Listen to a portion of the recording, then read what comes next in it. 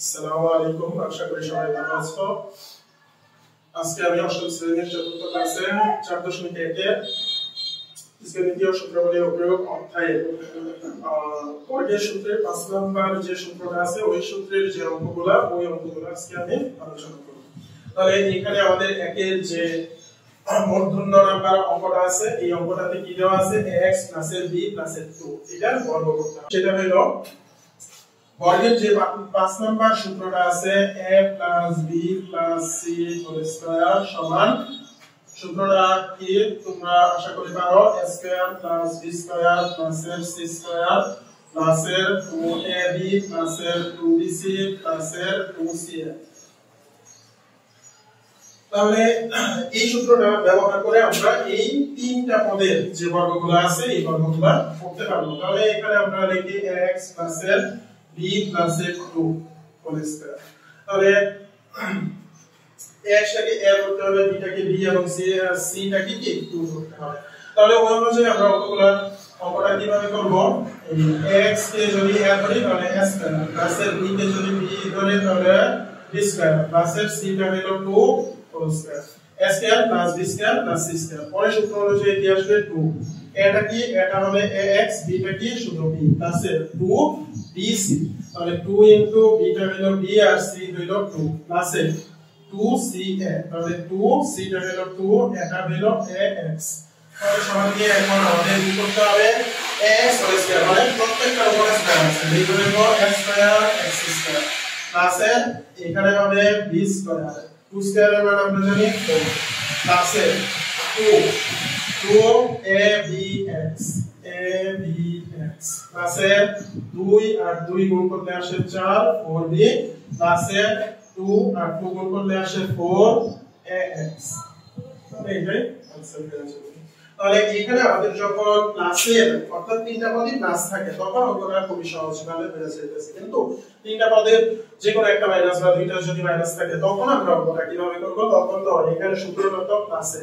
তাহলে আমরা মাইনাসের গুলা কিভাবে করব, মাইনাসের গুলা করতে গেলেও আমাদের সহজ কিভাবে আমরা করব। তাহলে সেটা আমরা দেখি মাইনাসের অঙ্ক একটা নেই। আমরা কোন নাম্বার যে অঙ্কটা আছে তো নম্বরে xy প্লাস এর yz মাইনাস এর zx এর বর্গ। তাহলে এইখানে আমাদের অঙ্কটাতে কি দেওয়া আছে, আমাদের অঙ্কটাতে একটাতে মাইনাস দেওয়া আছে কিন্তু সূত্রের মধ্যে তো আমাদের মাইনাস দেওয়া নাই। তাহলে আমরা অঙ্কটা কিভাবে করব, তখন এই ব্র্যাকেটে আমরা ফার্স্টে xy প্লাস এর yz মাইনাস এর zx পুরোটা পরিষ্কার করব। তাহলে পুরোটা নেওয়ার পর এখন আমাদের কি করতে হবে, এখন আমাদের যেটা মাইনাস যে মাইনাস আছে সেটার মধ্যে একটু কাজ করতে হবে xy প্লাস এর yz। এখন আমরা এখানে প্লাস দিব কিন্তু ব্র্যাকেট আগে মাইনাস এর zx লিখব। এটা আমরা এরকম যে মাইনাসের গুলো আছে এই মাইনাসের গুলো ব্র্যাকেট আকারে লেখা তার আগে একটা প্লাস চিহ্ন দিয়ে দিতে পারবো এবং আমরা দেখতে পাবো এখানে দুইটা চিহ্ন যখন আমরা ব্র্যাকেট উঠিয়ে দিব তখন দুইটা চিহ্ন কি হবে গুণ হবে, গুণ হইয়া প্লাস এবং মাইনাস গুণ হয়ে কি হবে আগেরটা হয়ে যাবে মাইনাস। তাহলে আমরা এরকম ভাবে লিখে দিতে পারি। তাহলে আমরা দেখতে পাইতেছি যে ব্র্যাকেটের ভিতরে সবগুলাই প্লাস।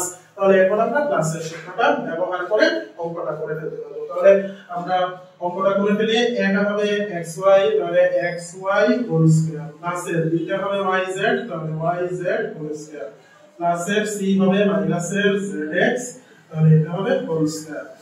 তারপর আমরা এতটুকু পাইলাম a square plus b square plus c square. তারপর আসলে সূত্র অনুযায়ী 2ab, তাহলে 2 সূত্র অনুযায়ী 2 নিব, এটা কি এটা হবে xy এই xy, b টা কি হবে yz তাহলে আমরা লিখব yz প্লাস এর সূত্র অনুযায়ী 2 b টা কি yz লিখব আমরা yz। তারপর c টা কি c টা হবে মাইনাস এর zx, কেন কারণ এর আগে আমরা মাইনাস zx লিখে এখানে প্লাস দিয়ে দিয়েছি। তাহলে c কোনটা c হবে পুরোটা মাইনাস এর zx। তাহলে ওই অনুযায়ী আমাদের মাইনাস এর zx প্লাস এর সবশেষে 2ca তাহলে 2c টা কি হবে মাইনাস এর zx আর এটা কি হবে এটা হবে xy। তাহলে এখন আমাদের কি করতে হবে, এখন আমরা সরাসরি ভাঙা ফেলবো x এর উপরে স্কয়ার y এর উপরে স্কয়ার প্লাস এর y এর উপরে স্কয়ার z এর উপরে স্কয়ার তারপর প্লাস। এখন এখানে আমাদের আগে করতে হবে, একটু আগে আমি গত ক্লাসে আমি বলছিলাম যে মাইনাসের উপরে যদি পাওয়ার স্কয়ার থাকে অর্থাৎ মাইনাস যে কোনো রাশি থাকে যেমন মাইনাস zx, এখন এই রাশিটার উপরে পুরোটার উপরে যদি স্কয়ার থাকে তাহলে মাইনাসটা কি হয়ে যাবে, মাইনাসটা প্লাস হয়ে যাবে।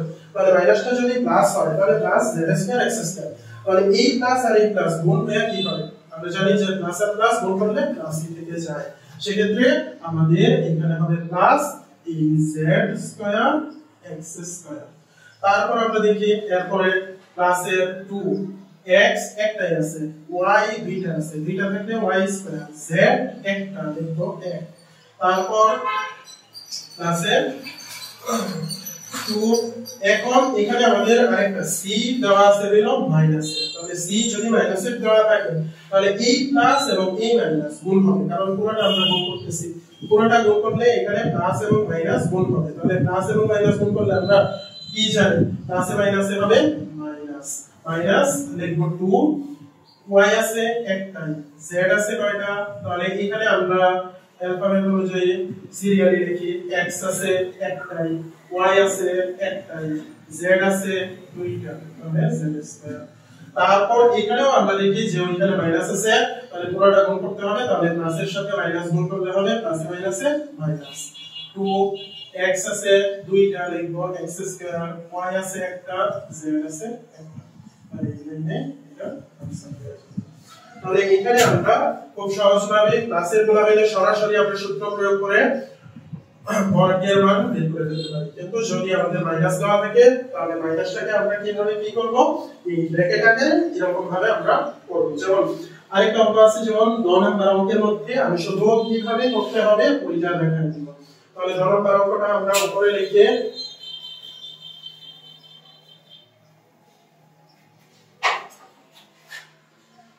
ডলার কাউন্টের মধ্যে বলা আছে x² মাইনাসের y² মাইনাসের z² এর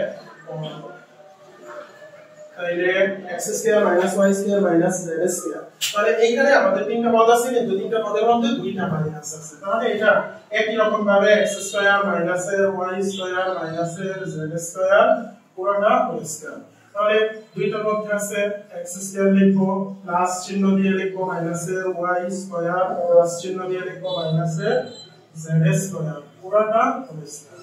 তাহলে এখন আমরা সবগুলোতে প্লাস পাইলাম, যেগুলো মাইনাস আছে তাদের সাথে চলকগুলোর সাথে নিয়ে নিছি, তাহলে এটা হবে a, x² টা হবে a, মাইনাসের y² টা হবে b, মাইনাসের z² টা হবে c, মানে ওই অনুযায়ী আমরা এই সূত্র দিয়ে সরাসরি অঙ্কটা করে দেব।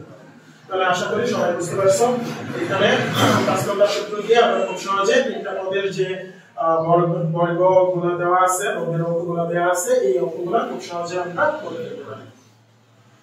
তাহলে সবাই বাসায় এই অঙ্কগুলো করবে ভালো করে, এবং সূত্রগুলো অবশ্যই ভালো করে মুখস্থ করতে হবে। যদি মুখস্থ না করো, যদি না পারো সূত্রগুলো, তাহলে অঙ্ক পারবে না। যদি তুমি সূত্রগুলো ভালো করে পারো তাহলেই তুমি অঙ্কগুলো পারবে। তাহলে আজকে এতটুকুই, সবাই ভালো থাকো, সুস্থ থাকো, আল্লাহ হাফেজ।